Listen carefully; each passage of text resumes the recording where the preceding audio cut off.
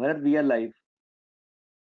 Good morning, ladies and gentlemen. I take this opportunity to welcome you all on this esteemed occasion of Knowledge Management Virtual Meet, Health Support and Supply of Medicine and Other Essentials.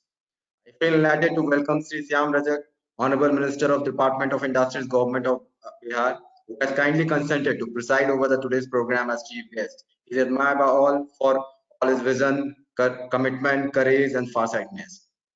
In this coming days, I'm sure Bihar state could see a phenomenal growth under your leadership, sir. Thank you. Ah, thank you, sir. I welcome Dr. Nitin Madan Kulkarni, Principal बहुत बहुत Secretary धन्यवाद Department of आपको आप जी sir.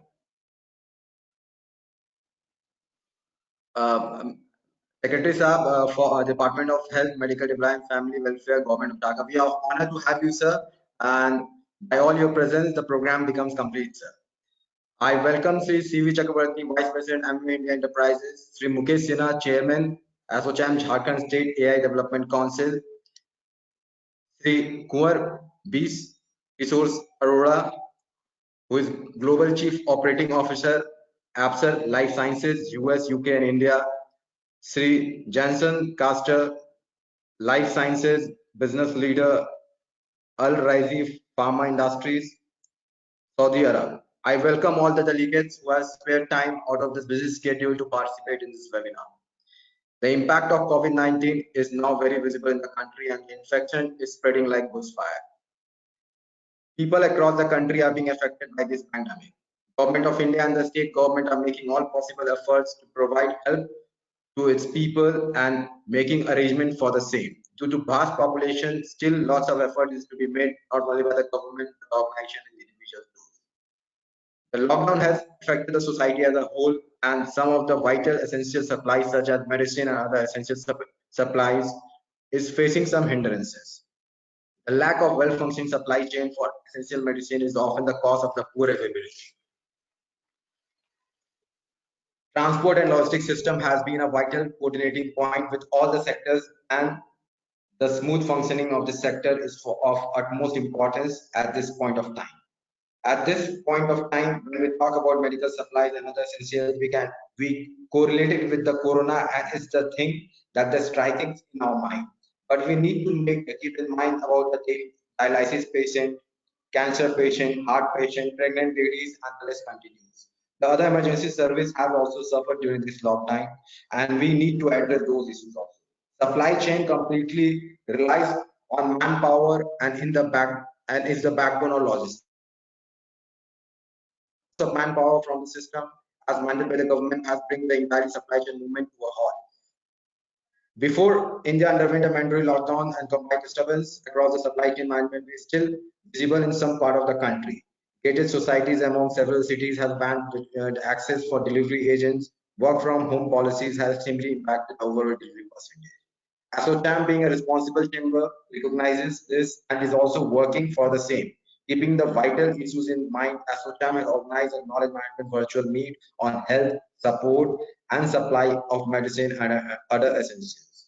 Once again, I would like to welcome you all, and I would like to now I would like to hand over to the chairman of the session, Mr. Mukesh Sinha, who is a healthcare expert and chairman for our ASSOCHAM Jharkhand Development Council on Artificial Intelligence. He has around nearly 2 decades of experience in various technology fields. His area of keen of interest is into startup, revenue management. So now I would be handing over to Mr. Mukesh Sinha sir. Please, sir.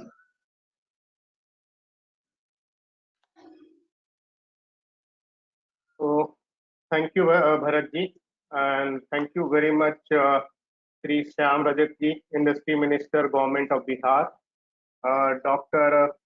Nitin Madan Kulkarni ji, Principal Secretary, Government of Jharkhand, Health and Family Welfare. We have eminent speakers from across the world, Mr. Kanwar B. Kishore Arora ji. We have Mr. Johnson Costa. He is joining from Saudi Arabia. And of course, we have Mr. Chandrabhushan Chakravarti ji from Amway India. So welcome all, and at the same time, I would like to welcome all the participants this coming pandemic situation. All of us across the countries, across the world, we are facing the challenges.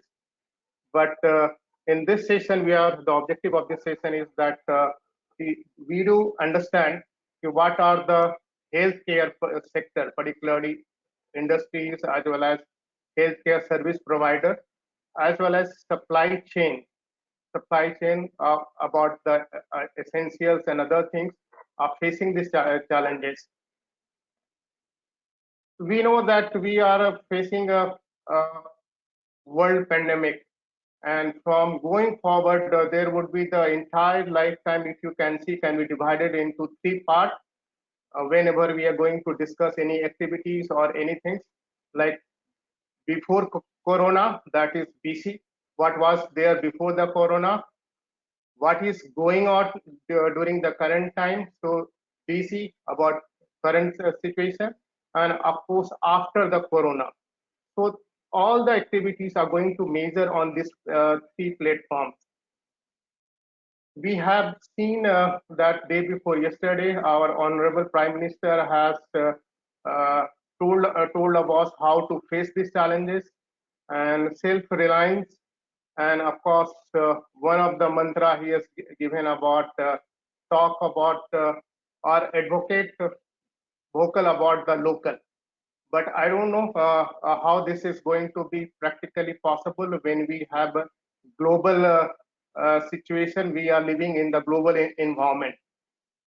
With this, I think before we go to the next, I want to start this session with some positive note.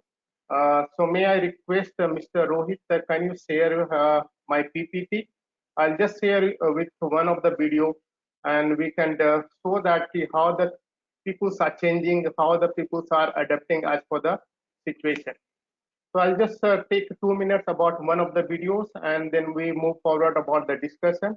And of course, before the discussion, we would like to have a view from Sri Shyam Rajak ji, how the government of Bihar is doing. We have Dr.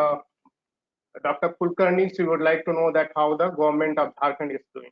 So just 2 minutes for this video, please.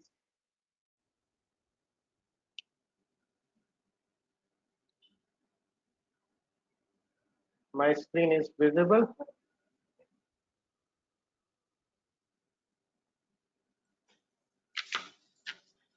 My screen Yes, is sir, please coming. go ahead. My screen is visible. Sir, your screen You is can visible. able- Please go ahead. Wait just 1 second. Video. Video.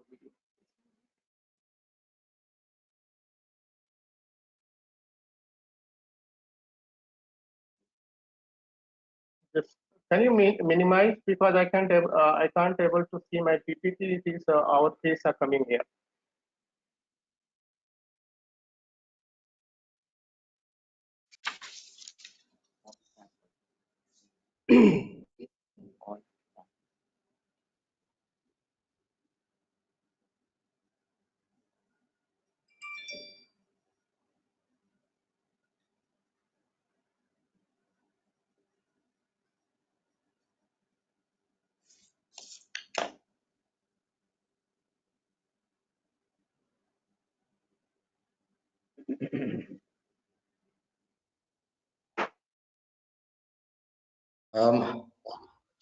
Mukesh ji, sir, thoda sa I'd like to have 2 minutes of your time. We have Mr. Pankaj Malan who has joined here. He is chairman for Jharkhand State Development Council, and he's CEO and taking care of steel business of Vedanta. So, Mr. Pankaj Malan, we have with us Sri Mr. Shyam Rajak, who is Industry Minister Bihar, aapko pata hi hai, sir, and we have Dr. Kulkarni, apart from Mr. Mukesh Sinha, Mr. C.V. Chakraborty, and I hope you have gone through. So, would like to have just a welcome, small, brief welcome address from you, sir. Thank you.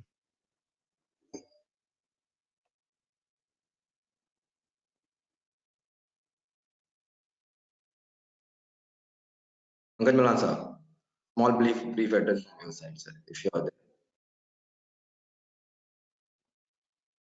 You're audible, sir?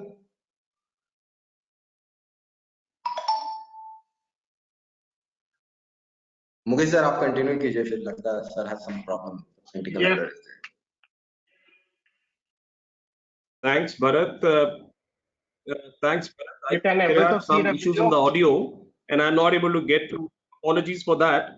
And am I audible right now? Yes sir, you are audible.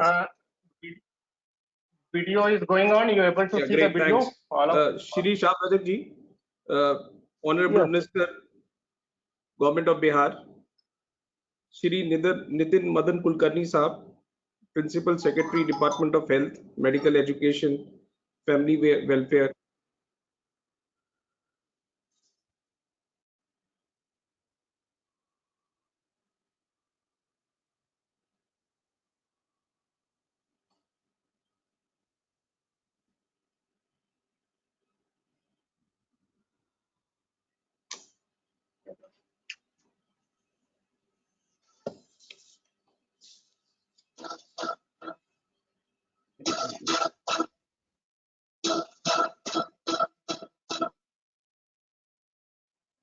So you have able to see the videos how this in under Make in India program company is changing or adapting to the situation,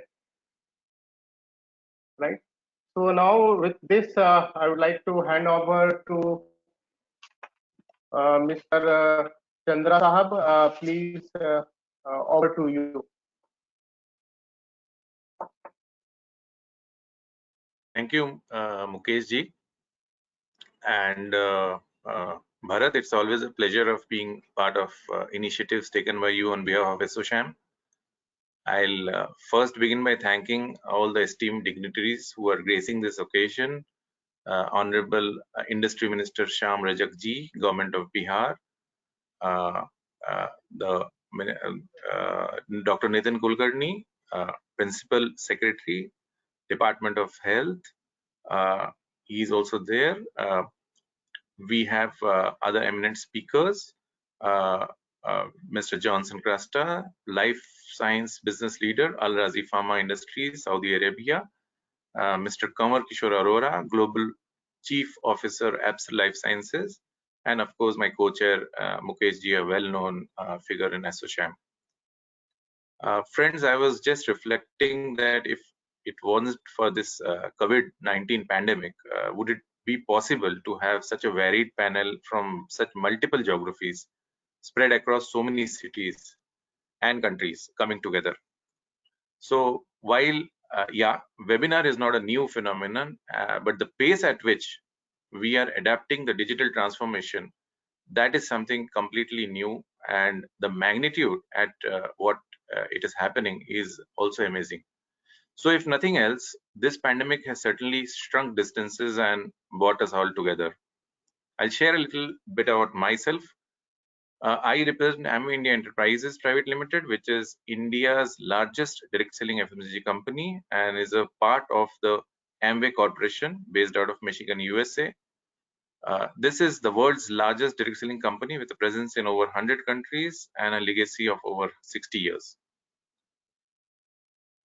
This ongoing pandemic has had its impact not only on people as well as industries, and the direct selling industry is no exception.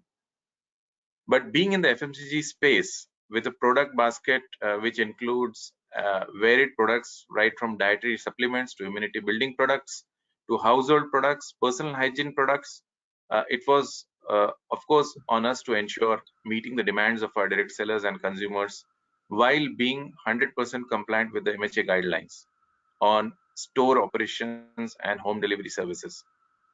Amway is also enlisted as a supplier of essential product as per the list released by Ministry of Food Processing, Government of India.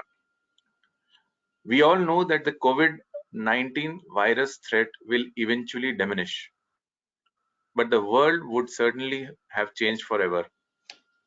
In the corporate sector, cash flows have been impacted anything between 40% to 80%, depending on the time taken to reactivate respective businesses. I am not saying this, it is the findings of a recent poll survey conducted by industry body, which also says that the economy has been severely hit with the huge disruption in supply chain of almost each and every sector. And this, of course, has dented the GDP growth projections of all nations. Yesterday, the Honorable Finance Minister has announced a package of 6 lakh crore stimulus for the economy, of which 50% is aimed at supporting the MSMEs. The overall COVID support package, as announced by the PM a couple of days back, is around 20 lakh crore. Now, while this is indeed much awaited and will certainly kickstart the economy, the corporate sector is also looking up to the state governments and central governments to help resolve some basic bottlenecks linked to the lockdown. Multiple advisories are being issued by various authorities at various levels. Sometimes it just creates confusion when it reaches the very last mile in the law enforcers, the place. While the corporates dealing with manufacture and sale of essential products have got the licenses to operate very freely, and it is appreciated, these companies are actually dependent on various non-essential product companies to provide operational ancillary support.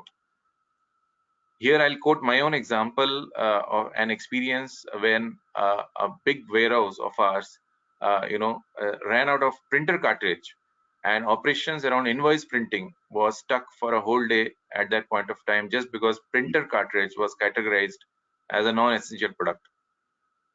So I think a single nodal empowered authority would probably have worked better, given the 360 degrees visibility this authority would have probably had around the possible issues and their solutions. So I will appeal to the concerned authorities to ease restrictions around the health sector companies, namely the pharmaceutical and allied industries, nutraceuticals, food and dietary supplements, Ayush medicines, hospitals and healthcare facilities. And I'm sure with such a distinguished panel which we have today, we will have some solid insights and solutions on the table as by the end of this meeting. So I'll thank you, and I'll hand over the mic back to Mukeshji to take this program forward. Thank you.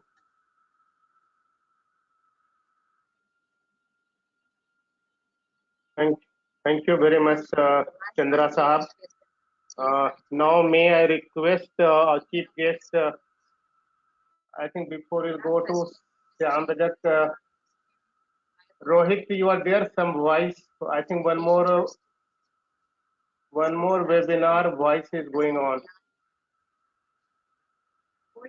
No, sir, I can't hear any voice. Let me check. You continue, I will check.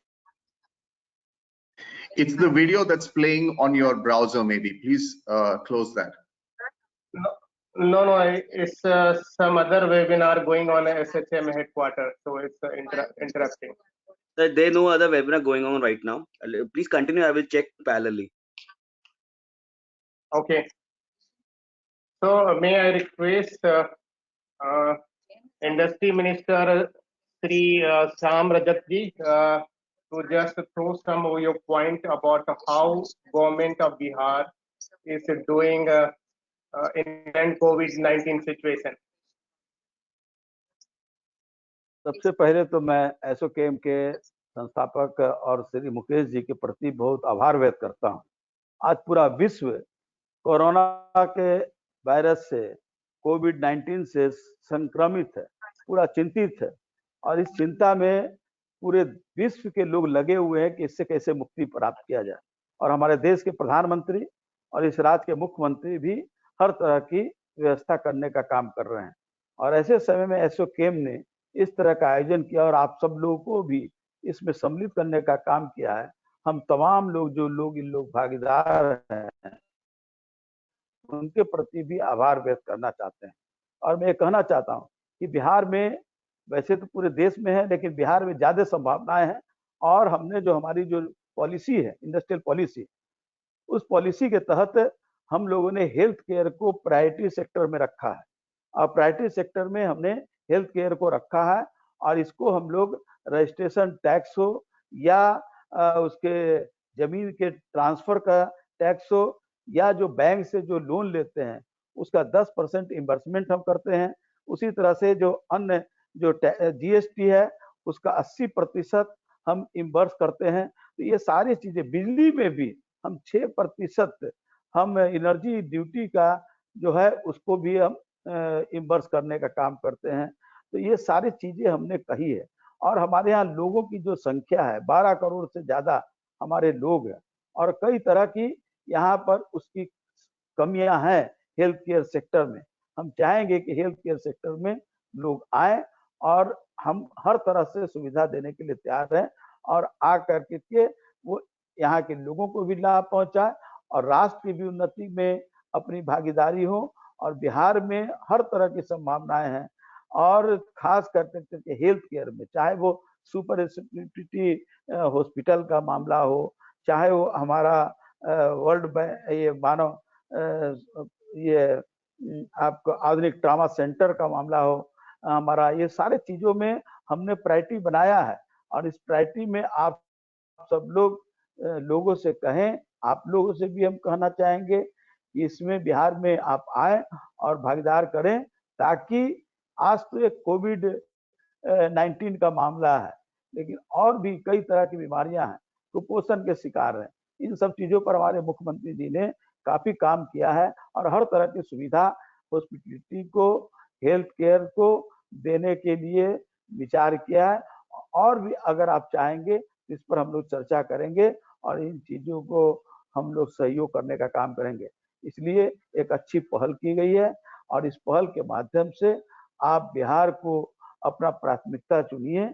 और बिहार में जनसंख्या भी सबसे ज्यादा है, 12 करोड़ लोग हैं, और नौजवानों की संख्या सबसे ज्यादा है। हमारे यहाँ स्किल्ड लेबर की संख्या है।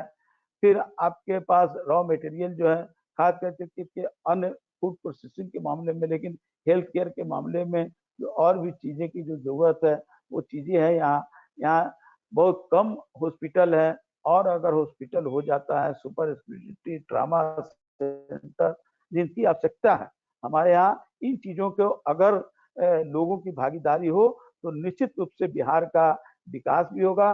बिहार के लोगों के साथ एक अच्छी पहल होगी, एक मानवीय संवेदना के साथ आप व्यापार भी करने का काम कर सकते हैं। और हम आपका बहुत बहुत हर तरह से स्वागत करते हैं और आपको आमंत्रित करते हैं कि आइए, एसोकेम तो बराबर इस तरह के आयोजन करने का काम करते रहिए, और इनके माध्यम से हम आप सबको आमंत्रित करना चाहते हैं। श्याम रजक जी, थैंक यू वेरी मच। हम लोग सभी लोग जानते हैं कि बिहार के स्किल वर्कर दूसरे जगह में हैं, दूसरे कंट्रीज में गए हैं, बट अभी काफी सारे चैलेंजेस आ रहा है, सारे लोग वापस बिहार जा रहे हैं। So maybe this could be a blessing in disguise for particularly as far as government of Bihar is concerned. So panelist और हमारे एमिनेंट स्पीकर्स इसमें डिस्कस करेंगे कि कैसे क्या क्या सपोर्ट चाहिए, एंड हम लोग एक प्रपोजल आपको सबमिट करेंगे सर कि हम लोग कैसे कंट्रीब्यूट करें बिहार का ग्रोथ में। निश्चित जो हमारे यहाँ स्किल्ड लेबर आ रहे हैं अप्रवासी बाहर से, उन सबका हम मैपिंग करा रहे हैं, और उसका sector wise health care sector में भी लोग आ रहे हैं, और वो हमारे पास एक डाटा पूरा रहेगा। और आप सबको यहाँ पर अगर इस तरह का आप काम करना चाहेंगे तो उसका डाटा का लाभ आप लेने का काम कर सकते हैं। Thank you sir. हर तरह का सपोर्ट आपको मिलेगा। इस बात का ध्यान रखेंगे, और एसोचैम आपके वेबिनार के बाद कुछ हम लोग प्रपोजल के साथ आपके पास आएंगे कि कैसे हम लोग साथ में काम कर सकते हैं। निश्चित, अभी तो मेदांता आई, हम लोगों ने हर तरह से उनको सुविधा दिया, हमारे मुख्यमंत्री जी ने। मेदांता हॉस्पिटल यहाँ पर अभी काम भी शुरू करने जा रहा है, किया भी है। राजेंद्र नगर में हम लोगों ने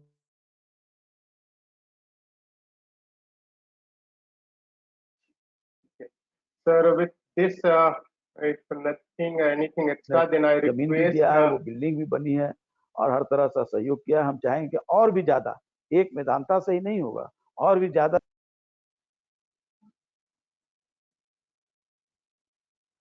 Correct, correct, sir. Health sector definitely Bihar में further improve करने का scope है. And अगर वो private government partnership पे हो, PPP model पे हो, it is always good. Now I'll request Dr. Nitin Madan Kulkarni Sahab, Principal Secretary. हाँ है, हाँ प्रपोजल लेकर के आए, उस पर हम लोग विचार करेंगे. हमारी तो पॉलिसी में ही इस तरह की बात है, और पॉलिसी में हम लोगों ने इन चीजों को रखने का काम किया है. हर तरह से हम लोग इसमें सहयोग करेंगे. सहयोग क्या, ये तो राज्य की उन्नति में आपकी सहयोग की हम कामना करना चाहते हैं. ठीक है सर, आपके विचार का हम लोग डेफिनेटली इस पे फर्दर डिस्कशन करेंगे एंड फिर आपके पास इस विषय में आएंगे सर. धन्यवाद. अब thank you sir. Now I would like to request Dr. Nitin Madan Kulkarni Sahab, Principal Secretary, Department of Health, Medical Education, Family Welfare, Government of Jharkhand.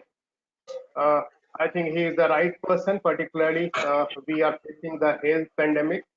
So definitely panelists as well as all the participants would like to know from you how the government of Jharkhand is going to trying to control the pandemic with current situation and many challenges we are facing it as far as the industry is concerned.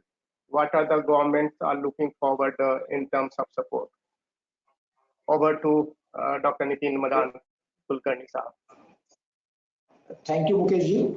Honorable Minister, all the dignitaries present in the webinar, I extend you a very good morning. All of us are aware that we suddenly had this case of a novel coronavirus. And it has been very rightly named novel because nobody knows the source, nobody knows the treatment, nobody knows the propagation, and the only thing we know that it transmits very fast from a person to person. Still, we are not sure about the vaccine, though we are anticipating that it should be sooner down the line.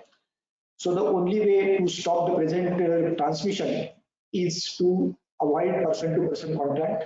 And I think that was the purpose why the government of India implemented what is called as lockdown. All of us are aware that there is no such word called lockdown in our constitution or in our any of the laws also. So this is a new concept, something different where it's not a curfew, but people are supposed to stay inside and avoid person-to-person contact. Obviously, with all the economic activities, all the transport activities coming to grinding halt, the situation cannot sustain beyond the limit, and so lockdown has to end somewhere. Already we have seen number of relaxations coming in, and the trains have also started operating now. Flights are also likely to resume soon. Given this scenario, lockdown can only contain the situation to an extent, but finally we have to live with the fact that before Corona you can say, but right now we are not in position to say anything after Corona. We have to say that it will always be with Corona. And movement of migrant laborers, particularly across the country, has really, you can say, sort of distributed the virus from the western parts of the country to eastern parts of the country. You can check the data from Bihar as well as Jharkhand as well as Odisha. All the cases which have come positive in last 10 days when the migration actually started, movement started, are from the migrant laborers, except for one or two exceptions where local population has been tested positive. So this spurt in cases is inevitable. You can't escape it. Now the only option left to the government and the health systems is to try to isolate these patients as fast as possible, try to test maximum possible people and treat them in whatever possible way. Fortunately for us, the virus is not, but doesn't seem to be very virulent strain, and we only had 2 deaths. Those were also very old people and comorbid conditions, having kidney failures, etc. But otherwise, 80% plus people are recovering without much medical intervention. And most, at least in Jharkhand's case, I can tell you, out of the 184 cases detected till now, all are asymptomatic. So all my patients are only sitting in isolation wards, and we are providing them some immunoboosters and normal vitamins, not much medical intervention, but only intention is to ensure that they recover and go back to the society faster. Stopping the transmission has been achieved to an extent, but with all these people coming, like case of Bihar, every day about 20-30 trains are coming. Same is the case with Jharkhand. We are receiving about 5 to 10 trains every day. Each train is carrying 1,200 passengers. So these people will be going back to the villages and interacting with their families. We are trying to keep most of them in the state government quarantines. But anyone can understand handling so much of population in a state government quarantine is going to be difficult. It has its own logistic issues. So, and major challenge which has come up of this COVID is the management of non-COVID cases.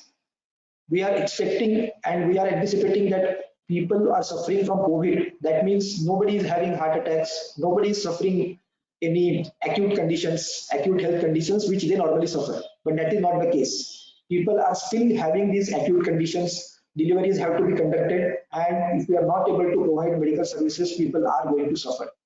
So our major challenge has been to get all the private hospitals to open up and provide at least the basic healthcare services.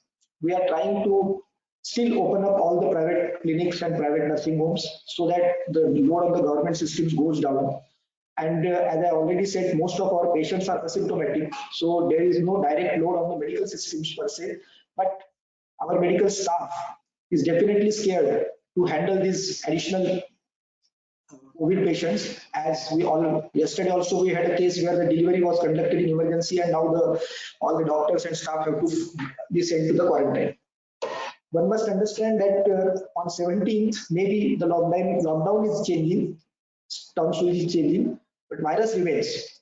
So if virus is going to stay around, our processes, our businesses have to adapt to the virus. Virus is not going to change according to us. We have to change. So we are facing a lot of issues, particularly about the supplies of normal medicines. I'm not talking about COVID medicines. COVID medicines are available, but supply chain of normal medicines which are used for normal medical treatments are getting affected. At factory level, number one, because there are no raw materials, lots of people had sourcing from China and other countries, so they have stopped. So factories are not working to the full strength. Transport is the issue. Trucks are not running. Cleaners are not available, roadside dhabas are not available. Considering all this entire supply chain of particularly drugs and pharmaceuticals has been badly affected. So we need to immediately restore that first. And mind you, this lockdown anyway, even in this present form, allows the transport of all the raw materials and drugs and medical and pharmaceutical issues. So there is absolutely no bar on transport of any of these items. But I know that there are, because it involves human interface. And wherever there is an involvement of human interface, obviously people are also scared of their lives. They feel that suppose I have to travel to Mumbai today by truck, even no truck will be ready to take a vehicle to the Mumbai.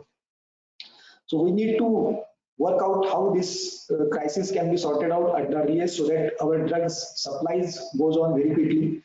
Our industries, our business, our processes need to be adapted, adjusted, and made in consonance with this phenomenon called social distancing and virtual contacts like we are having. Normal course, ASSOCHAM would have held this seminar in some decent hotel with a good lunch, but now we have to sit on a webinar and we are able to contact people without any one-to-one connect. So as far as there are lots of issues, we are talking about telemedicine, but acceptance of telemedicine, particularly in medical field, is still not the way it is done for other services. Because when we go to the doctor, we always want there should be some physical touch, there should be some direct contact with the doctor. That gives us a much moral booster, much more required rather than a pure app-based or a pure video call-based consultation. Also, there are issues about the digital access, particularly in rural hinterlands. Accessibility with a good bandwidth, which is most necessary for such types of meetings, is not available. Not everyone is carrying smartphone also in villages where this facility can be easily accessed. So we will have to find out some methods of how we can ensure that our normal healthcare systems are not affected.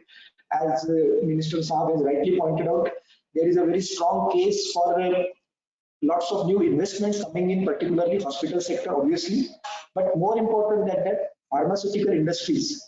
Now that all the migrant laborers have come back, and mind you, almost 60 to 70% of them are skilled laborers. They were working in Gujarat factories and many other industries. Now they have come back, and they are going to stay here at least for another 6 7 months if they find a good employment. Obviously, if they don't get employment, they will again be forced to go back. But if in the meantime we have some good investment proposals, I think all the state governments will be having great welcome for such proposals. So I will request ASSOCHAM to please coordinate such efforts, particularly in medical equipment side, medical equipment manufacture, servicing, then pharmaceutical industries. If anyone is interested, obviously hospitals. I think all the state governments will be welcoming this investment with open hand. So I think I expect ASSOCHAM to coordinate these efforts and see to it that at least the eastern parts of this country get some good investment in this particular sector, which is lacking very badly. We hardly find any pharmaceutical industry in eastern part of the country compared to the western part. So I think this is a good opportunity for the investments, because the governments will also be ready to help you, to go out of way to help you, and skilled manpower is also available right now. So, and with yesterday's economic package, I think finances should also be taken care of. So with all these factors joining together, I think this is a very right time for the investment to pick up in this eastern India. So I hope that and I think ASSOCHAM should also help the governments in suggesting certain policy tweaks which may be required, policy and processes. If there are certain changes or some modifications required to address the current crisis, I think such suggestions will always be welcome. I will conclude with that, and thank you for giving me the opportunity. Thank you very much. Thank you, Dr. Nitin Madan Kulkarni. I think you rightly mentioned it's because still vaccination or any credible therapy for this pandemic is not available at this stage. So we have no other option to adjust with the situation. We need to live with the corona, and of course we need to find out how we can move forward, right? So I think a few of our ASSOCHAM member, I think one of our AI member, they have approached to you regarding manufacturing of tracing system for corona affected corona patient, because right now we have a good system, Aadhaar Setu, so that you able to know how many patients in and around, but wherever, like particularly the patient who's suffering from the corona and trying to evade, or they are trying to go away from place, so how we can trace it effectively. So hopefully ASSOCHAM will approach to you regarding this, how we can make it in the Jharkhand government itself. And of course, a new normal is happening. We have seen now hotel is turning into the hospital for the quarantine. We have seen railway coach is becoming like the platform again quarantine ward for this patient. So I am sure our industry colleague and eminent speaker will throw some new opportunities, how we can, particularly as for the eastern part of India is concerned, where we have seen a lot of skilled and semi-skilled labor, which is went back to their respective state. I think this is the opportunity to how we can provide the job opportunities so that they can remain to their place, and of course help to the development of the particularly for Bihar and as well as Jharkhand also. With this, I'll request Mr. Pankaj Malhan, he's the chairman Jharkhand State Council, to say something, and after that we'll go for the technical session.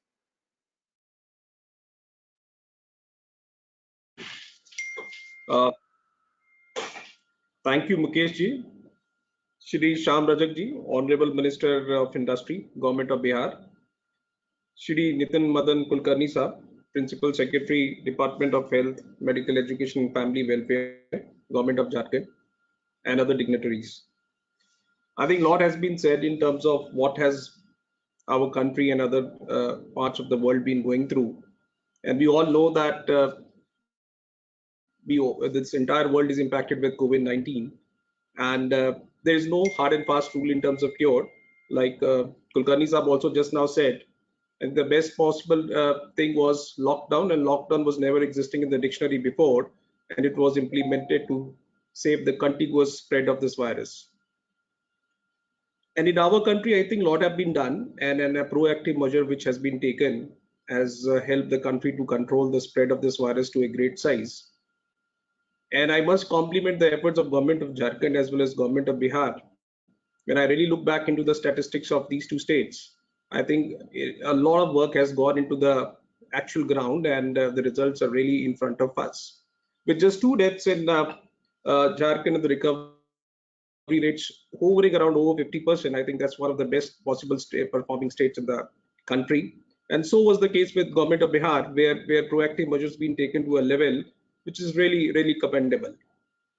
Yes, we all know that this was a very, very unprecedented time, and this has brought in a lot of disruptions in supply chain. And this disruption in supply chain been all over, right from logistic movements to raw material availabilities to people availabilities and all that. Yes, there have been very, very serious cases also, where we have come across, at least I have personally come across some of the patients, who needed some, medical support in times of this, in this critical time. And there were some issues regarding that also. So that was something, a thought-provoking thing for all of us to make sure when we live in our societies and make sure that we help across these genuine cases. So a kind of request from the panelists would be how we can make sure that these patients are taken care well. Maybe when we all know there are disruptions all over in both health and I would say essential good supplies also, especially when I talk about medicines. Of course, all essential services been working, but then this critical nature of illnesses, typically if I was to speak about cancer or maybe high critical illnesses, that been a kind of concern when I really look back into this COVID-19 scenario period. Would be great to hear from our eminent speakers over here on their thoughts, and maybe like Kulkarni Sahab also mentioned, if some inputs can come up where we can actually take up in terms of some policy advocacy with the various governments, that would be a great suggestions. And I look forward to a very, very healthy discussion over here, and some key points to be taken over to take over to government for more improvements and suggestions. Thank you very much. Thank you very much, Mr. Pankaj Sahab. Now we have two great speakers, and almost they have experience across the world, and they have in fact roots from India. So now I think participants would like to hear about the suggestion and feedback from Mr. Johnson Costa as well as Mr. Panwar. So we are now going to open the discussion about some technical things. So straightway to Mr. Panwar, you have been saying that a lot of digital way of doing business is possible, particularly as far as healthcare is concerned. So your comment on this, Mr. Panwar. Sure. Thank you, Mukeshji. Shyam Rajak, Minister Ji, or Dr. Kulkarni, thank you so much for joining my co-panelists. And just wanted to talk about a few things. Sabse pehle to a brief introduction about myself. I run this company, Absa Life Sciences, the Global Chief Operating Officer. हम लोगों के पास 100 से ज्यादा MDs हैं हर therapeutic area को लेके. करीबन 600 के आसपास फार्मासिस्ट हैं जो इस कंपनी में हम लोग रिसर्च का काम करते हैं, और 100 से ज्यादा कंट्रीज में जो रेगुलेटर्स हैं, जैसे अमेरिका में FDA है और यूरोप में EMA है, UK में, इनको हम रिपोर्ट करते हैं कि कौन सी दवाई से क्या तकलीफ किस पेशेंट को हुई. तो ये हमारी कंपनी का पूरा बैकग्राउंड है.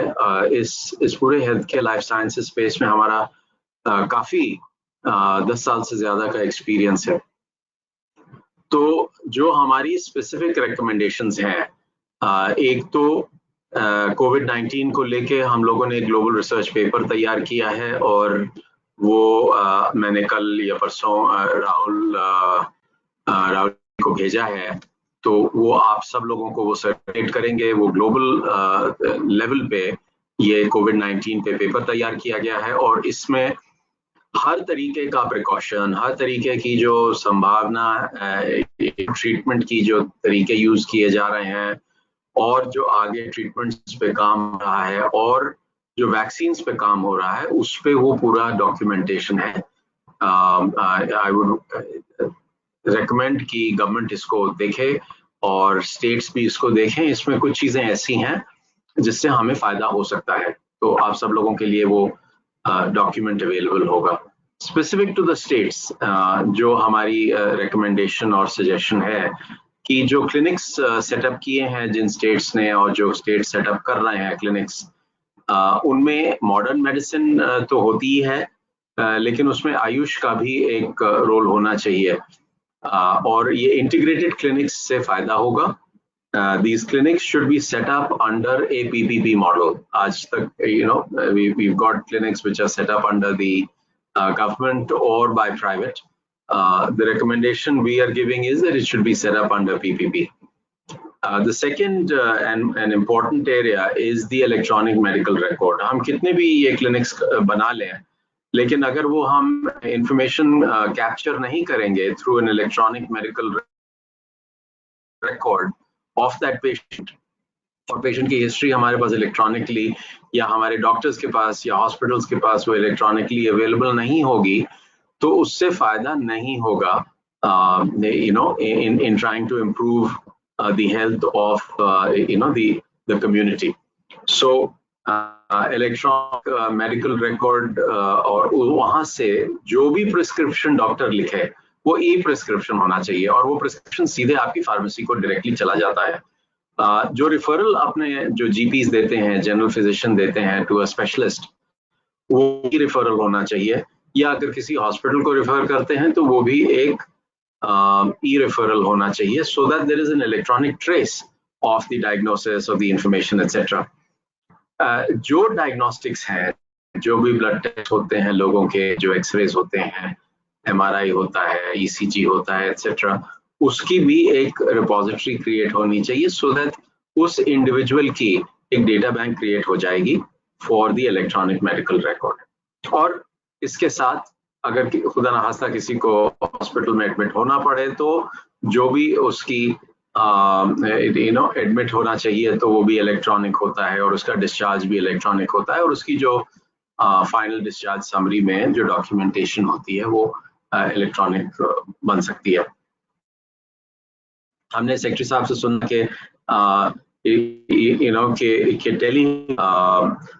टेली हेल्थ को इस तरह से हमें करना चाहिए कि the focus of tele health is to ensure कि अगर किसी को देर सवेर मेडिकल एडवाइस चाहिए या कोई जनरल इंफॉर्मेशन चाहिए तो उसे मिल सकती है, वो फोन करे और टेली हेल्थ से अपनी क्वेरी क्लियर कर ले, अपने डाउट्स क्लियर कर ले, सो दैट जो पेशेंट्स आज की तारीख में क्लिनिक्स में जाते हैं, ओपीडी में जाते हैं, हॉस्पिटल्स में जाते हैं, वो काम एक्चुअली कम हो जाएगा। The idea is to reduce the number of patients that actually visit hospitals.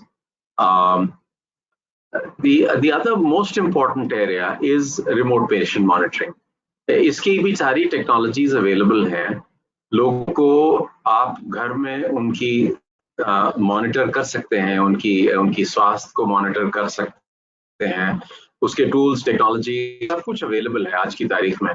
और अगर ये रिमोट मॉनिटरिंग का जिम्मा है, ये भी पब्लिक प्राइवेट पार्टनरशिप अगर दिया जाए तो जो आज की तारीख में जो गवर्नमेंट हॉस्पिटल्स के जो बेड्स हैं या प्राइवेट हॉस्पिटल्स के जो बेड्स हैं, उसकी डिमांड पे जो प्रेशर है वो कम हो जाएगा। Creating smart healthy communities is the way forward.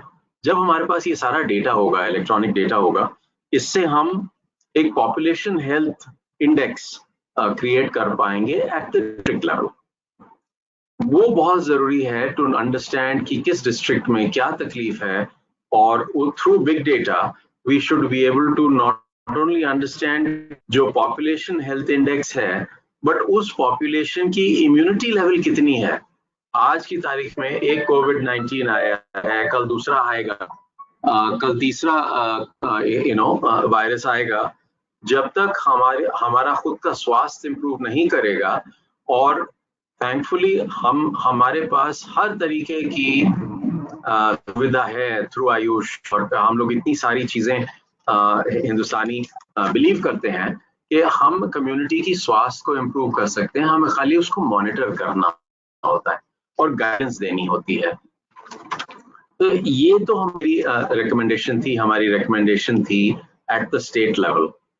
At the national level, recommendation, okay, there should be a national electronic health record, and all the information which is collected at the district levels needs to be integrated. There is a national understanding of what is happening with regards to the health of the population. We should also be able to establish a national health relief task force.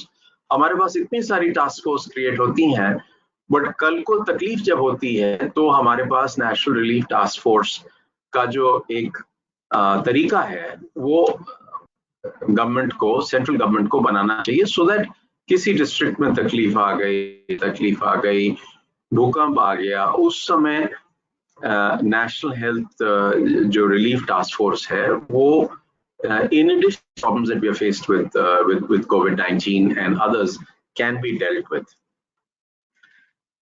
Most importantly, we are making a lot of medicines, but we are doing the end formulations. We need to ensure that all essential medicines need to be manufactured at a global scale, which includes the entire backward integration. API should not come from different parts of the world, because as soon as we have this dependence from other parts of the world, it becomes an issue. Now the problem is that if you manufacture anything and you manufacture it subscale, it will never be competitive globally. So whatever manufacturing needs to happen for the essential medicines needs to happen at a global scale. We then have to focus. The next area at the national level is at the citizens' health security, and tools like Arogya Setu and helpful, but they need to be empowered. They need to be enhanced so that we get the right trade-off of making sure that every person is healthy and happy, and take it from there. So, with the population health management. Kanwar Sahab, it's look like you have a lot of wish list and you have many things you are already working on that. I'm sure through the platform on SOCM we can take to the government level. But same times I would like to have feedback from the other speaker. Mr. Johnson, Mr. Kanwar was talking about the scope of export of Indian products. We have many things, but probably we don't have integrated approach. So can you have some thought on that, how Indian product, whether it is medicine, and we have talked about Ayush product, because first time we are seeing for any such kind of pandemic, government of India doing clinical trial on the Ayush product also. So would like to have your opinion on the scope of exporting our product to the global level, and what are the challenges we are facing in current COVID-19 situation. Over to Johnson, please. Thank you so much for the opportunity to be presenting my views. My namastes go to the ministries, the various dignitaries, the viewers, also the chambers of commerces across the globe, and also the academicians and clinicians who probably joined the call, amongst other organizations. Over the last 18 odd years, selling and opening up markets, developing go-to-market strategies across the globe, across diverse industry segments. What I can tell you now is that the whole game of reaching out to markets has changed drastically overnight. One of the ministers said that it's not post-pandemic, it's actually existing pandemic, and it continues to evolve every month. So coming back to Mukesh ji's question about how can we open up markets, I'll give you a little problem that some of the pharma companies over here face.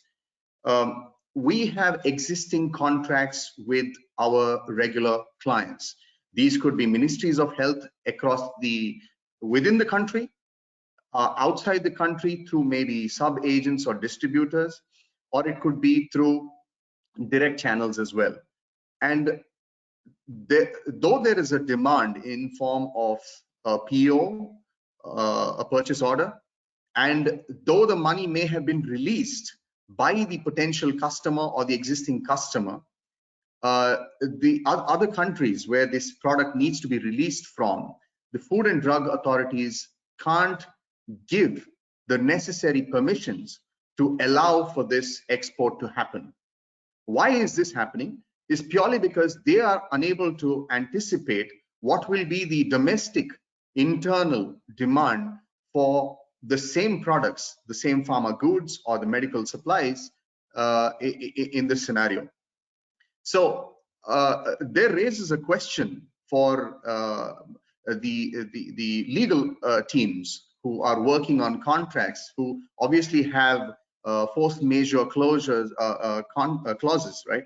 And act of God, terrorism, all of that stuff does get covered there. But pandemic is probably never been covered ever in their language all this while. And now the legal advisors of companies are becoming more and more stringent, and they're changing these things in the newer contracts and are deploying these kind of strategies. How can we resolve this? I think one of the ministers just said it perfectly right? Though it will take time to audit and approve some of the proposals that have been sent to the states in Bihar and Jharkhand to start these pharma industries there, because now there's suddenly an increase in skilled labor. I think every state will have to start developing strategies of self-dependence because countries are developing those strategies. What does it mean for global companies who have got their claws everywhere, scattered? It'll all boil down to not just in time delivery. It'll also mean a lot of intervention and collaboration with government agencies like Indian embassies across the world. So the chambers of commerces, not just from a particular sector, but also from the subsector, need to get involved at a very granular level. Here is my submission.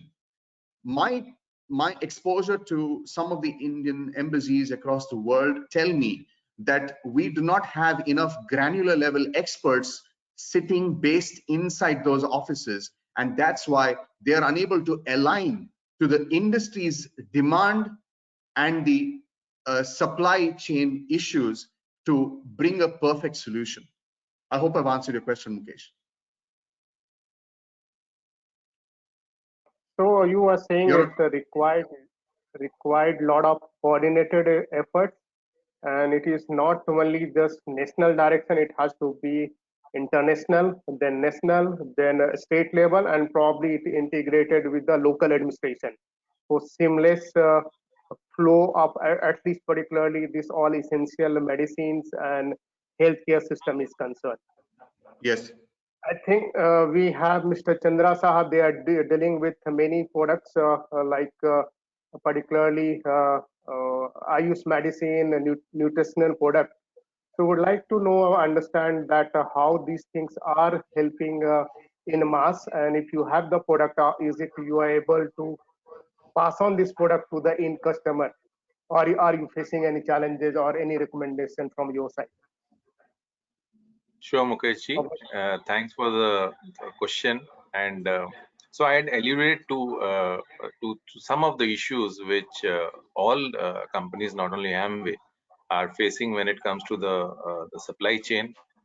So in the first phase of the lockdown, there was total collapse of the supply chain, and it was understandably so. The MHA guidelines were very strict, and the purpose was to ensure that all of us are safe. But eventually, in the second phase, the essential products list was finalized, and those corporates who manufacture essential products, a common list was circulated, and that really helped companies like us.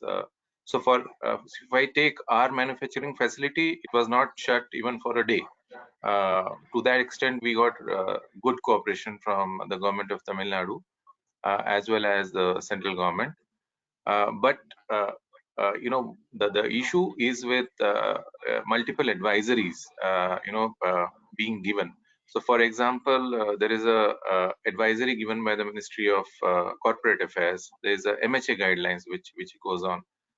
There is a chief secretary level advisory which is followed, and finally what reaches the local thana is generally the what they relate to is the district magistrate's orders.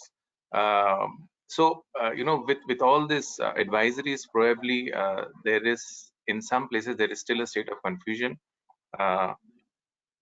So the essential product companies, what we expect is probably a single window sort of authority wherein there can be decisions taken holistically, and it is important at this juncture to support consumers with continuity of availability of immunity products, and that is where most of our business comes from. We are also we manufacture hygiene and sanitization products.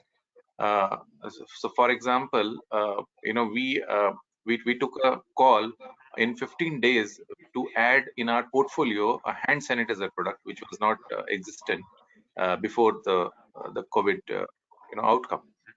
So we are reacting very positively to this crisis and making complete use of the permissions which are given by the government to continue business for delivery of essential products. We are repositioning our portfolio to keep in keep up with the times. And also ensure that so with respect to Amway, there are lakhs of entrepreneurs who are dependent on reselling of Amway products as an employment income.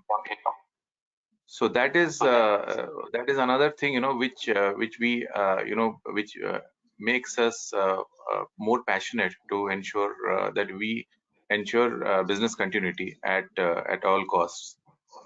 So yeah, I don't know whether that answered your question, Mukesh ji.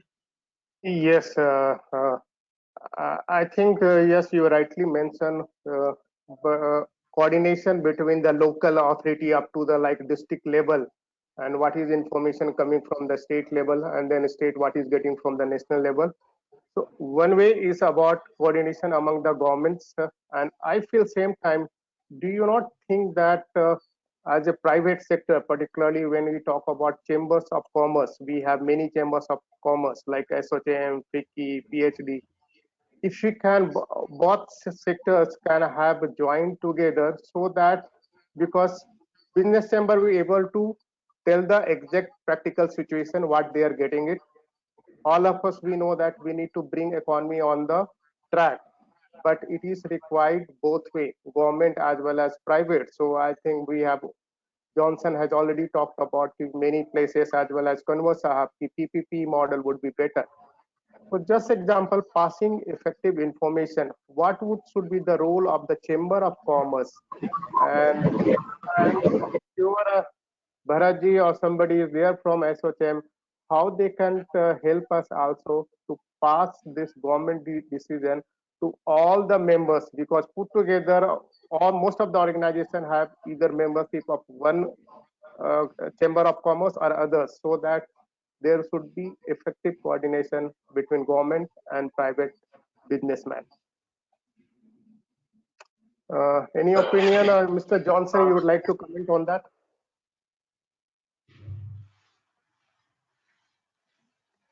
I think firstly, what I see is that chambers of commerce across different sectors, I'm not sure how they are structured down deep, right? Do they have sub segments? Like I'll give an example. If you were in the marketing department, to survive, to get the best strategies today, you would have to go deeper in your customer profiling. And the same way, you would have to find sub-segments of customers within each market. Do you at chambers of commerce across the various sectors also, have you identified sub-sector leaders who go and interact with all these nodes and hubs and then bring that onto the table? If the answer is yes, that we have them, then that should give us the answers to which sector and subsector we should prioritize on first to solve the supply chain issues that are pharma, healthcare, health technology sector industry is facing.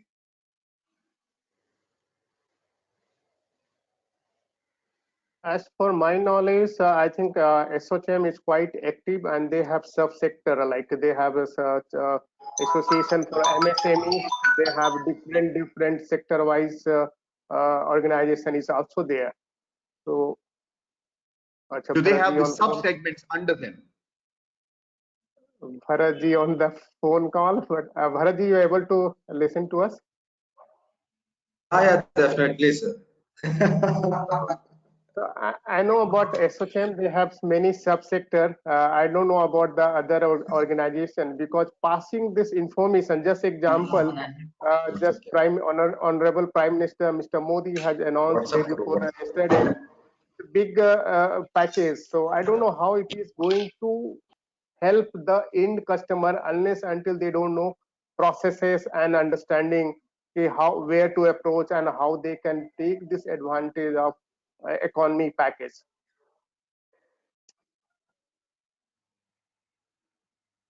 Anything Chandra Sahab or Kanwar Sahab you can add on that?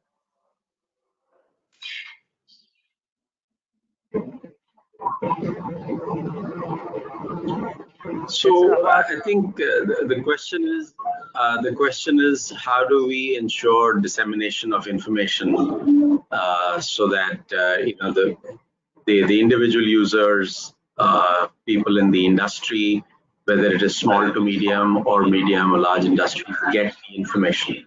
If that's the question.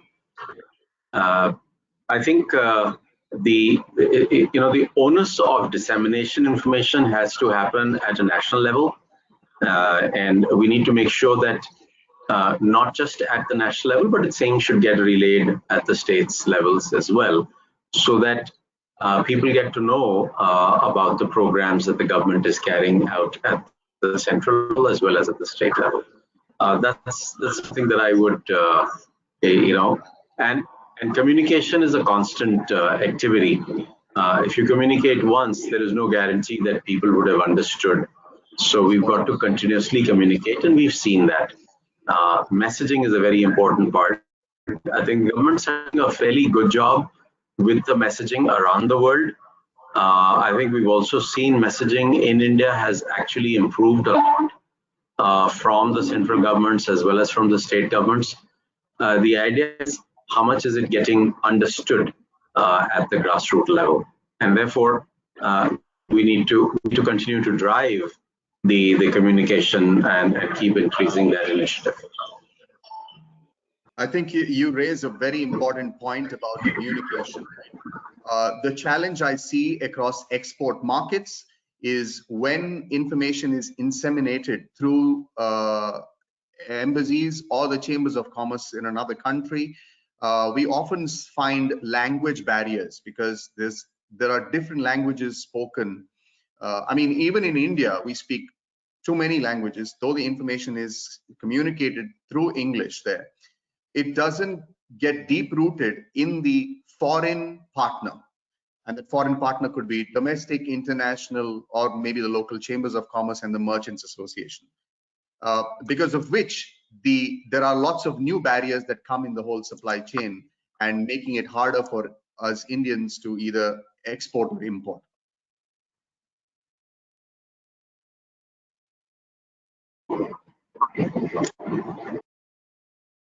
Yeah, Yeah, so that's good. I just had a few more points which I wanted to share. If that's okay with you, Mukeshji, I can share some of the points so that I can complete the sequence of recommendations which I had. I think Johnson did raise a very important topic of the global supply chain, not just the supply chain at the global level, national level, state level, district level. We need to make sure that the supply chain is is a lot more robust so that the retail outlets can get the medicines and essential products, and so can the hospitals. The other incentive that I think should be considered at a national level, and that is, having people go through an annual health checkup. So once these clinics are there, if we create this whole tax incentive for people to go through an annual health checkup, we'll be able to understand what is the immunity, or as I said, the national immunity index that people carry. There are certain recommendations very specifically for the industry, and they are, as I've on, is backward integration of the pharma industry at a global scale, which means we should be able to manufacture the APIs, which is the the base product, and do it at a global scale. And we've got to incentivize medical device and domestic manufacturers to manufacture most of their products in India, or make it available, in India itself. The other recommendation, and that's very important both for the industry as well as for at a national level, is the revival of IDPL. IDPL was a premier institution, and we can revive that through joint ventures to manufacture at scale through IDPL. We should also look at reviving Hindustan Antibiotics. We shouldn't be dependent on getting vaccines from around the world. We should be able to make our vaccines here, and that could also be done through a public-private partnership. We've got some very good premier vaccine manufacturing companies in India, and if Hindustan Antibiotics is revived, you'll be able to get that. The next area is around medical and hospitals. I think we need to improve the patient-centric approach that is required for the hospitals.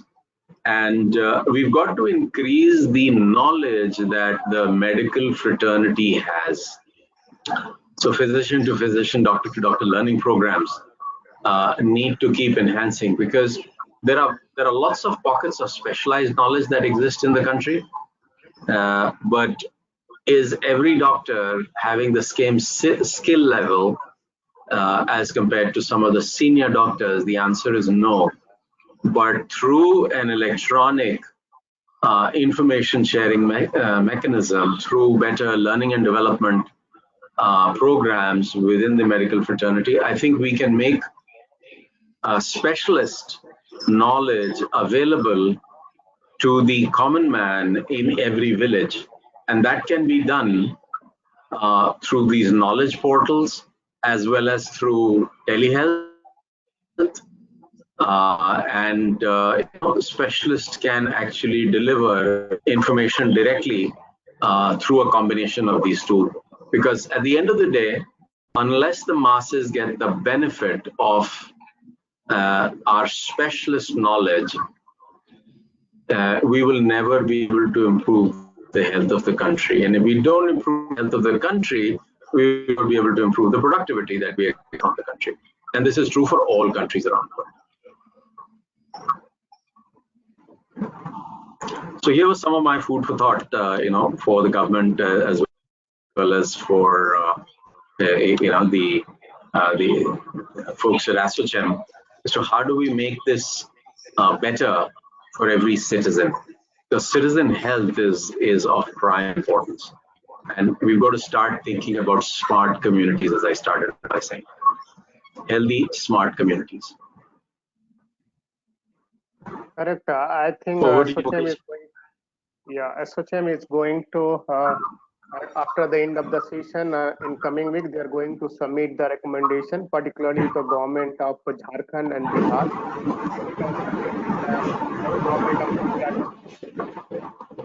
I think with this new dynamic situation, we have seen e-business things are growing, but we need to understand in e-business, of course, it has certain element and with a locals market. So particularly, I would like to ask feedback about Mr. Chandra Sahab, how this e-business is going to help in current and I'm sure in the coming post-lockdown period.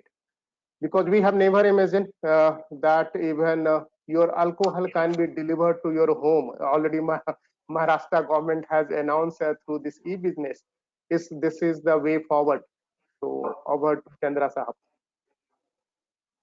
Yeah, so Mukesh ji, there is a very a viral meme going around the WhatsApp circles on what led to the IT and the digital revolution, whether it was the chief technical officer or the chief executive officer, or whether it was COVID-19.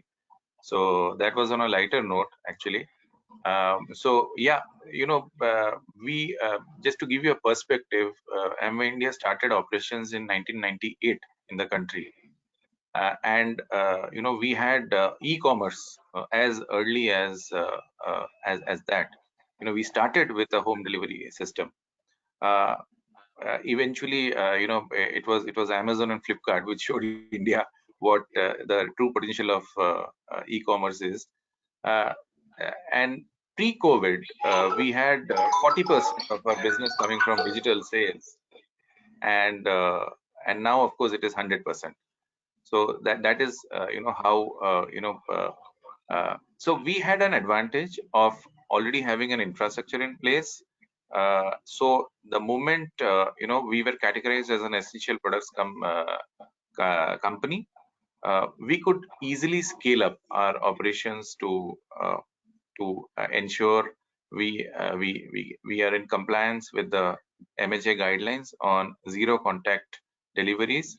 So while none of our retail stores opened, we could still cater to our customers and our distributors using our e-commerce portal.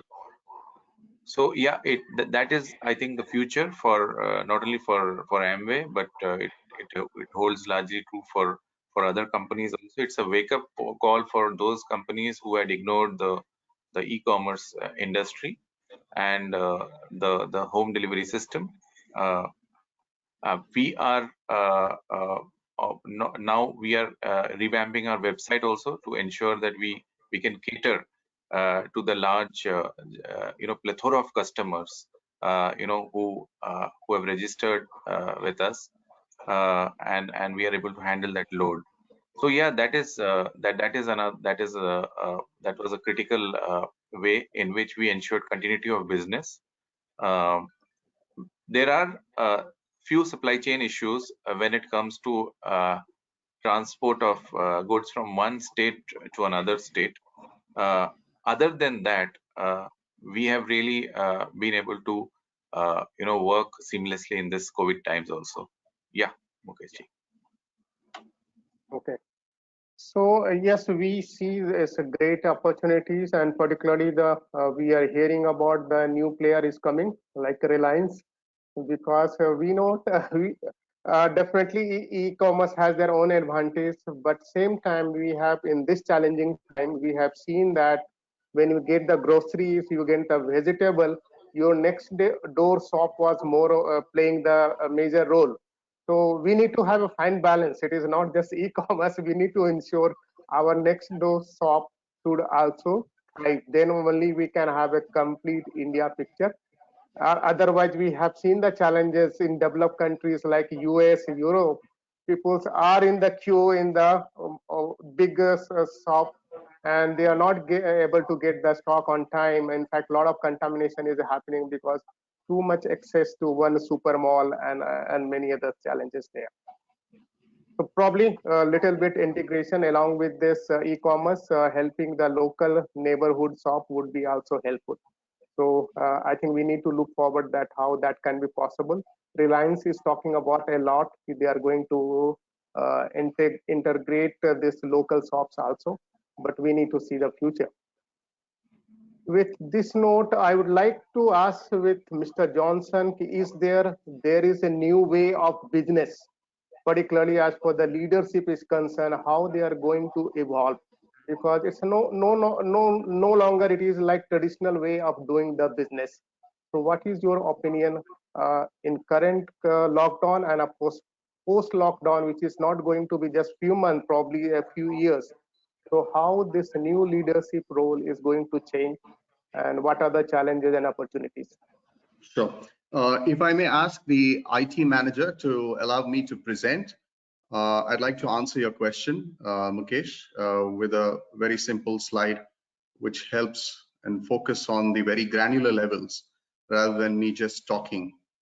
And hopefully it'll become a blueprint for a lot of entrepreneurs who are either in startup, who are running startups, or maybe existing companies that have a proper structure but are worried about how to go about it. I'll just talk from the sales angle, and that should give you an overview. IT manager, if you can confirm that I have the right to present. Mr. Rohit, you are there? Yeah, just give the right to Mr. Johnson.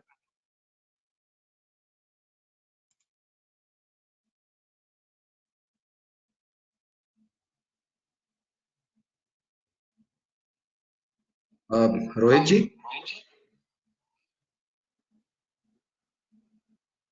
So we are connecting in a few seconds. I think it's trying. So in between, you can go ahead with if something you need to add. Yeah. So let me tell you, in sales, what people have got to remember is that there are two kinds of formats. You either hunt for new business, or you either farm existing customers that you have. And when you are doing hunting, you're often trying to turn cold to gold. Please let me know when you see my screen. I think I've just gotten access. Your screen is visible. You can go ahead. Yeah. So what you see is my ability to try and bring down the whole complex problem of trying to connect healthcare companies, pharma companies, health technology companies, or systems or processes that are there currently within hospitals or within polyclinics. It could be public-private partnership organizations, or maybe even NGOs that are trying to solve, ensure that it touches the patient's life, right? This is the piece. If I will obviously zoom in now so that you can see. This is the hunting piece that I was talking about. You either hunt for business. There are different forms of hunters. Some are very barbaric. Some of them are slightly old school in their hunting approaches for business. And then there are some that are very strategic, right, in sniper mode. But whatever you do, that's trying to turn coal to gold. On the other side, it's the farming, the existing clients that you have. You may have contracts with public-private partnerships, ministries of health, at district level, taluk levels, whatever levels. And you are still trying to grow those accounts and manage those accounts. And these are typically areas from where you get your revenue.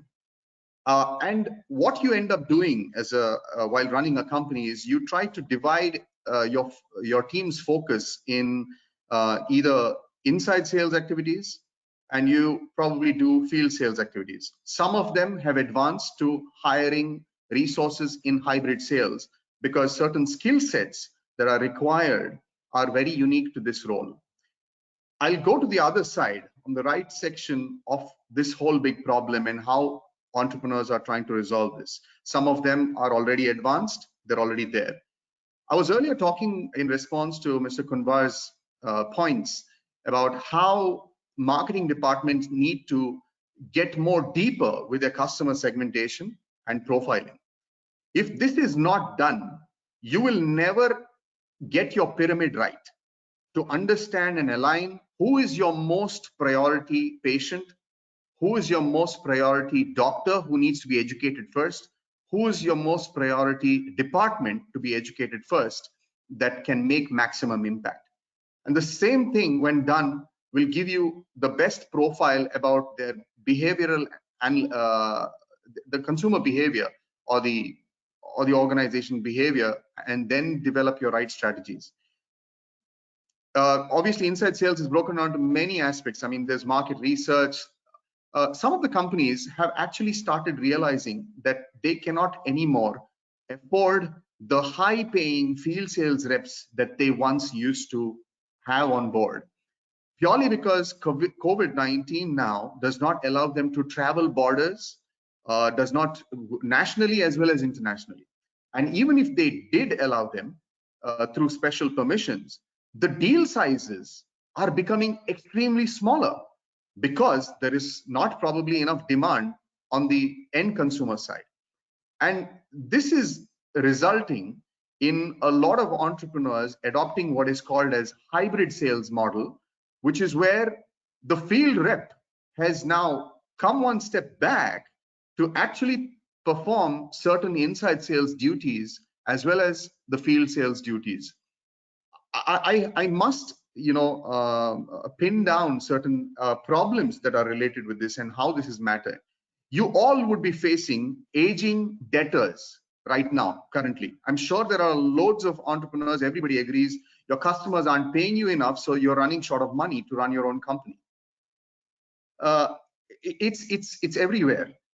I will leave the question for the government later on, whether the relief packages will finally end up benefiting the companies and how it will be trickled down in terms of macroeconomic environment. But I want to focus on the micro first, because these are some very granular level strategies for survival. You can turn your inside sales people to do a lot more heavy lifting, or their customer service teams to do a lot more heavy lifting than they did before. Understand one thing, everybody is scared that they will lose their job, but put your HR department to work to profile your existing employees with the relevant skill sets that they could advance to. Provide them additional training that is necessary for the future COVID-19 market that your marketing department has identified. Get your inside sales teams or customer service teams to set up qualified meetings with your prospects, rather than getting your field reps guys to just complain that they're unable to travel to prospect regions and geographies to get the sales pipeline increasing. Get your inside sales teams to qualify an opportunity by asking the relevant questions. Mr. Kunwar was talking about, finding the right kind of data, and you can do this very efficiently. What is BANT over here in this section? Qualify BANT. It's budget, the actionable, the authority, the need, and the timeline. And that way, if it is not an urgent need, you ensure that your field reps are not focusing on that effort, or your management is not focusing on that effort and moves on to something that's more relevant. Yes, of course, we've all now figured out a way to get online, conduct demos and webinars. So will your prospects, because they know they have to fix and business continuity is important. And tag these inside sales folks to field reps to ensure that there is better coordination between heavy lifting and actual, face-to-face, courageous conversations that maybe your field sales reps are most comfortable with. Get some of the transactional volume, business to be closed with your inside sales reps. They will scream at you saying that they are pressurized and they're stressed. But trust me, every SaaS-based on-premise, software, SaaS-based companies out there, software as a service-based company, these teams across India had the same challenge, but they started going head-on-head with global giants by deploying inside sales models, and these inside sales teams today are closing deals that are running in thousands of dollars. If that can be done through inside sales models, you can do customer service, you can do extreme levels of sales even through your inside sales models, especially when there is a high volume of transaction there. The other piece is relationship management. Inside sales teams can do that. This is your farming business, right? Your existing clients. They could still be cross-selling, upselling, doing contract negotiations. You don't need to always be at a client site to be negotiating your contracts. However complex it is, everything can still be done. The software companies are a clear proof of how this is done today, and deals are being signed across geo borders. Of course, when there are even language barriers. Navigating through key target accounts. See, now every healthcare organization, whether it's a hospital, whether it's a polyclinic, whether it's a health tech company that's doing teleradiology, tele-ICU business, or telepathology, radiology business transformation, whatever you call it, right? They all have identified their key target customers, whether it's within the country or across the globe. And the way to navigate through these customers, you can still be doing that through phone, through existing contacts that you may have already built within these countries, or you sign up with a sub agent who is already existing in that country, who has access to these contacts, and you march along. You don't sit and while away or worry that your field rep guy who was your champion, or the lady who was your field rep champion, has suddenly become unproductive. Fulfillment of orders. This is a key area. Aging debtors. I mean, it's becoming so massive because their end customer is not paying them, and because of which they're not paying us, right? Get your inside sales teams to start building more stronger relationships. Get your process and systems in place. See, the biggest challenge I see is finance departments almost tend to wash away their hands when it comes to aging debtors in certain companies, not all companies, I would say. They just put the blame back on field reps or the inside sales teams or the sales teams in general to go collect the money that is not yet received. It's a wrong practice. Please put equal pressures back on them. Just by sending an email saying that my customer owes me this much of money doesn't solve the problem, even though it is automated, and even if it is not automated. You need to pick up the phone and put enough pressure, and that has to be through tact. You can't do it by screaming. You can't do it by just going all out at them, right? And again, you have to call a spade when it comes to collection of money. And if this is not done right, companies in India, companies across the globe will continue to suffer, and no amount of government relief packages will get your company to sail through the COVID times. Operational firefighting is anyways done by account managers today. Let it continue to happen. Can you increase their salaries a little bit? Yes, based on their rewards, based on their KPIs that you generate for them. HR managers should be able to match relevant rewards, and of course, try and tie the MBOs, management by objective benefits, bonuses, to these warriors who are helping your company stay afloat. What is going to happen to field sales guys eventually? Lesser travel means they have to get more time spent on target account growth strategy. They have to become even more strategic about which segments within a large enterprise corporation that they already have as a customer they can grow in. And that's how deal closures will happen. And to power all of this, if an organization does not have access to business intelligence tools or analytics tools, I think they will suffer significantly. But there are loads of business data analysts across the world who are actually served by us Indians, that are sitting in various back office centers that are probably today gone jobless, and they're sitting at homes. Can you employ them? The answer is yes. Are they trained on tools that are far more advanced, that are used in developing countries? The answer is yes. Are there free analytics tools out there for you to optimize? Yes, the answer is yes. And the passion for going deep in this area is only going to keep your company safer.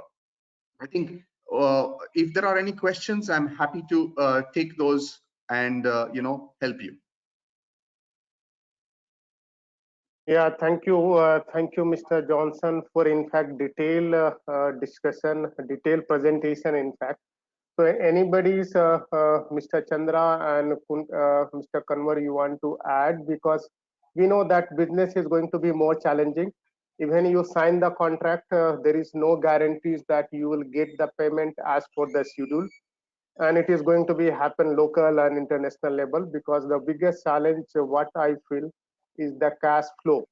So it will take some time. So definitely new way of doing the business, new skill set is required, and of course altogether new, particularly as for leadership is concerned, you need to be a little more dynamic. Anything, Kanwar Saab, you want to add on this? You actually brought this point up very well. The business models of the future are going to change. Business models that we've had in the past were supporting a normal that existed prior to COVID-19. The normal that will now emerge is going to be a new normal. And when the new normal comes in, the existing business model will get, will get challenged. Now, how fast do we innovate? How fast do we optimize? Or how fast do we restructure our current business models is the way that companies will need to consider for their survival. Because at the end of the day, unless we are significantly relevant to our end consumer, whether it is at a business consumer, it is an individual consumer, and unless we can make products and services available at speed, at cost, and in a manner in which it needs to be consumed, there will be challenges. My sense tells me is this whole global business model of having a global supply chain of manufacturing at scale or super scale, and then trying to distribute it around the world is going to go through change, because when you manufacture at super scale, you obviously leave the cost of distribution in the hands of somebody else, which actually impacts the end consumer. These models will change. Manufacturing at super scale will change. It will become manufactured so that you can supply to the relevant community and be able to supply it in an effective and affordable manner at all points in time, so that global supply chain disruption doesn't take place. Thank you, Mr. Kanwar. Now, particularly, I would like to ask a little uncomfortable question with Mr. Chandra, because being a US company and global presence, and just day before yesterday, Honorable Prime Minister, he said, be vocal about the local. So this is the new challenges coming, particularly about the global companies. So how do you think it is going to cope up with the new challenges? So first, let me start off by saying that Amway India Enterprises is very much a local company. We just happen to be an affiliate of Amway Corporation, which is a multinational company. Okay. And in 2014, we responded to the call given by the same Prime Minister, PM Modi, on going local, and we started our own manufacturing plant in Madurai, Tamil Nadu. So and this is the only third manufacturing plant outside globally for Amway, global. So yeah, we are quite serious about our investments in India, and we have been responding to all the initiatives taken by the government. The government also had given a call on Skilling India, if you remember, a few years back. The PM Modi, yeah. So Skill India campaign, and we responded by tying up with the Retailers Association of India, and so we have a joint certificate which we issue to anyone who wants to get skilled in sales and marketing um, in India. And our goal was in 3 years we have planned to skill 50,000 such people. We are already halfway through in terms of issuing certifications to these. So what I'm getting at is uh, we are fully conscious of the need to think globally but act locally, and that's what we are doing. We are in the right sector, which is preventive care, and this is what even the Prime Minister is talking about, which is boosting immunity and staying safe. We are we were present in a lot of other categories, but now of course we are prioritizing the health sector and preventive care to ensure we keep up with the changing needs of the consumer. So that's how we have comfortably adapted to uh, to the changing times. Great. Sorry, it was not just directed to Amway, it is any MNCs, because these are the new challenges and new opportunities. So I know Amway has already taken that, and this is the further scope and opportunity to scale your business in different state and different level. So Mukesh ji, you will quickly find out that there are corporates who have been proactive, and they have been more quicker off the blocks, and there are companies which are on the verge of collapse and up for sale. So that is completely up to the agility factor which every corporate has to display, and that's really up to them. How they react.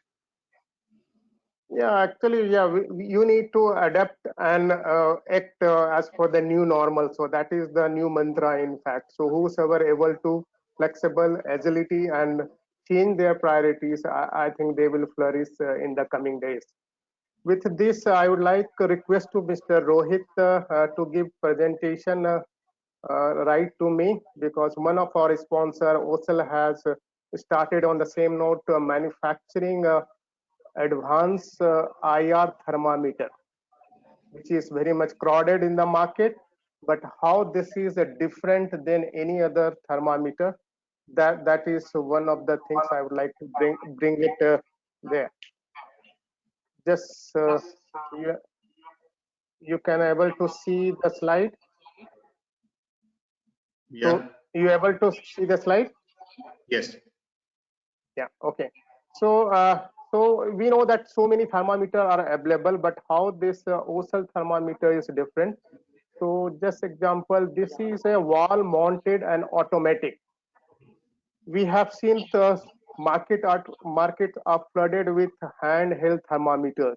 So when you guard on someone person who is scanning the any other visitor to your office or your workplace, you are doing it from 1 feet or 1.5 feet distance. So there is all the possibilities. If this guard or the person who is scanning, if is suffering from the COVID-19, this can be transmitted to other person. So it is important that automatic system is always better. And we have seen these are the challenges. Even with so many thermometers, their reading is not up to the mark. But this is like automatic system. It is a quite speed, quite fast, less than a second to scan one person. Every time consistency are there, temperature is coming as per the actual. And whenever the temperature is slightly higher, that means if the patient, the person, not the patient, the person who's suffering from some kind of fever, it will give the alarm also. So that in and around person whosoever there in the workplace, they can able to identify that this person is suffering from this fever kind of thing. So where it can be installed, I think it can be installed any public place, that include government and corporate offices, hospitals and nursing homes, malls, shops, restaurant, education institute, even to the public transport, because like we have seen that already train movements is started. though little bit you maintaining this social distancing, but the person who's boarding on the train or metro, if you want to, metro is little tough, but even if you want to do fast scanning, this is the instrument there.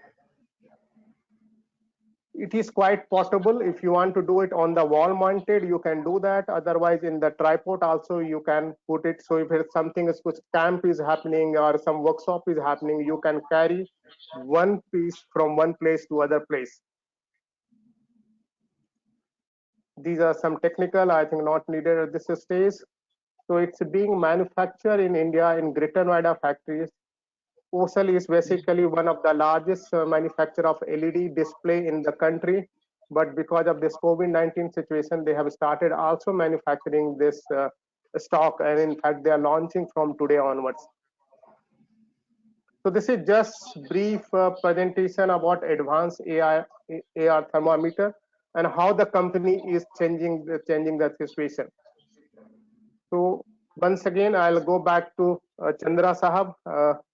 If anything others you want to subject we are left out, because we have time around another 15 minutes to talk about, and then we'll take some question answer from the audience, and then a vote of thanks. So any of the speaker, if you want to add something else. So I'll just add one last point on a positive note. The industry was growing at a scorching pace, at least in India, and so this, if I think it has given all of us a breather. We can now reflect on the situation. We can also adapt. There is a huge opportunity available for innovation if we are thinking in that direction, and so all is not lost for us. I think there are a lot of, if we work with a little growth mindset, we'll see a lot of opportunities in this challenge. That was my final comments. Absolutely. Great.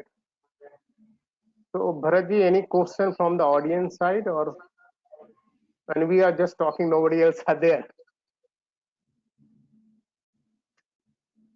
Definitely people are there, and a few of the questions they have asked is one of the questions which is there. It was to the chairman actually. Was the suspension of the labor law is a boom or a bane? So Chandra Sahab. Yeah, so there are no black and white answers to this, and to be very fair, whether it is President Trump or PM Modi or you and me, we are seeing this crisis for the first time, and we are dealing with it on a real-time basis. So that is how I'll try to frame my answer. You can see the reactions of the various state governments.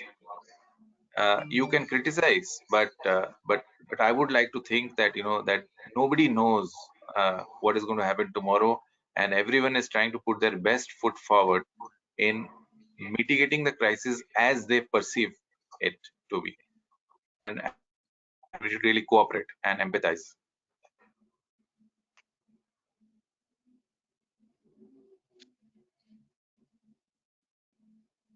Any more question, Bharatji, or comments from the speakers? We can take no, last I comment. absolutely, Go ahead, Bharatji. We can take a last comment from each one of you, and then we can. Yeah, so wanted to close the message on is that I think this has been a fantastic, a great learning experience for the entire world.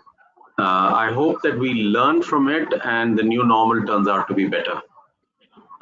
It's when I use the word fantastic, the efforts made by everybody in the face of uncertainty have been very commendable. There is always hindsight which could say we could have done this better or we could have done that better, but just imagine that people are responding in the face of uncertainty in real time. And at that point in time, making sure that we're still keeping, the population around the world and population, in India safe, population in the state or the district level safe, I think it's very, very commendable. It's not an easy task.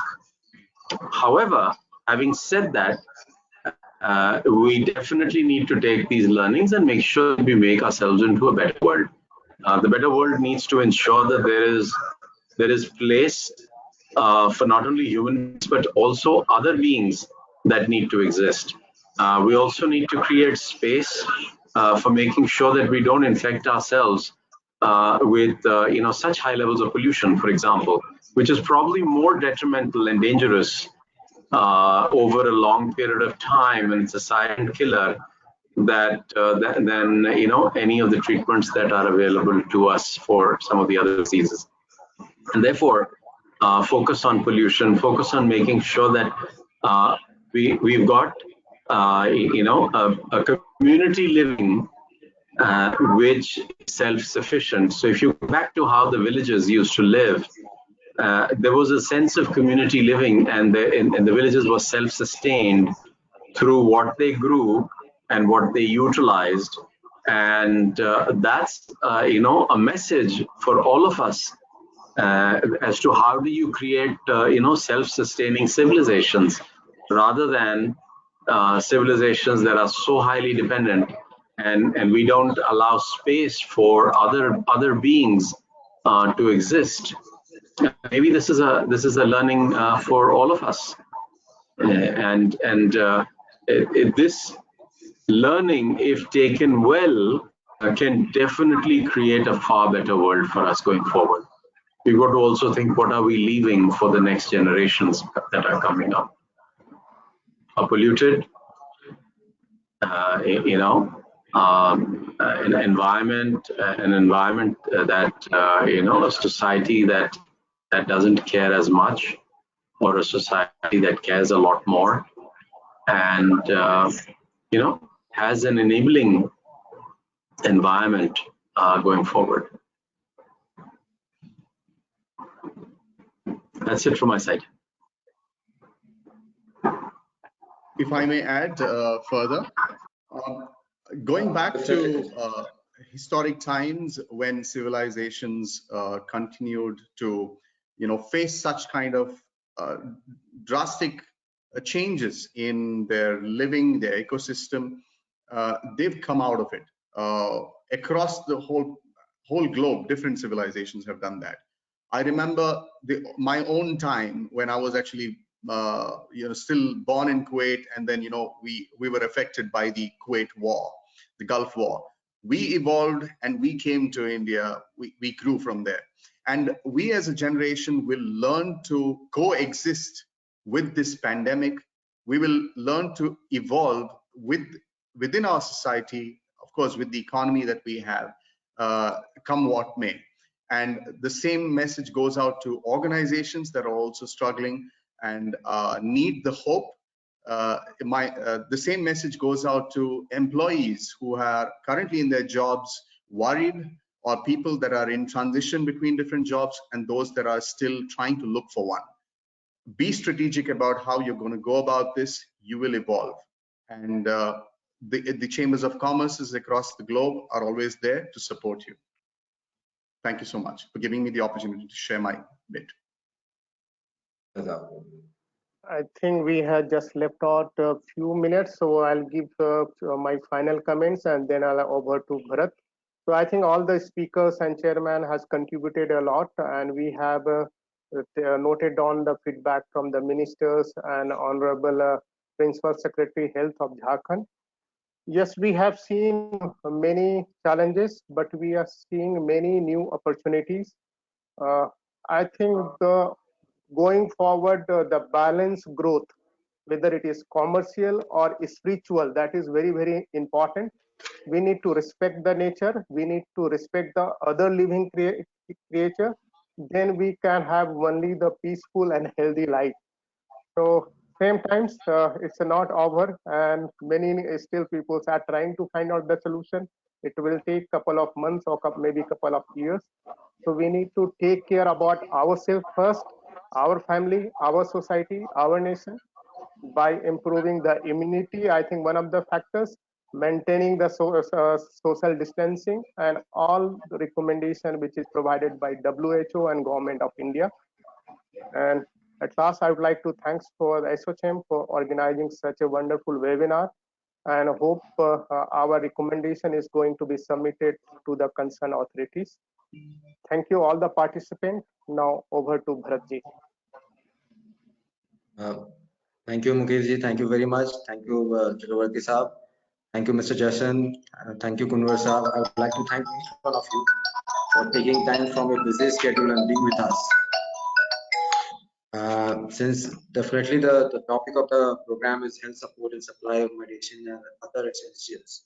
We all know that since during this post lockdown, there are lots of essentials. COVID patients are taking the center stage. So we want other people. So what we'll be looking forward, as you know, that as a responsible chamber, we do organize lots of conferences, seminars. The idea of doing this kind of conferences and seminar are to prepare a paper, a recommendation, send a recommendation to the government. What I will be requesting all of you that whatever suggestions you are having, you can text it over the, and I'm requesting all the audiences also that if you think that you have certain valuable insights, you can also share it over the email. You must be having our email address and all details there. Now I'd be also requesting lots of the people are there, and as you know that industry chamber basically are a member driven organization.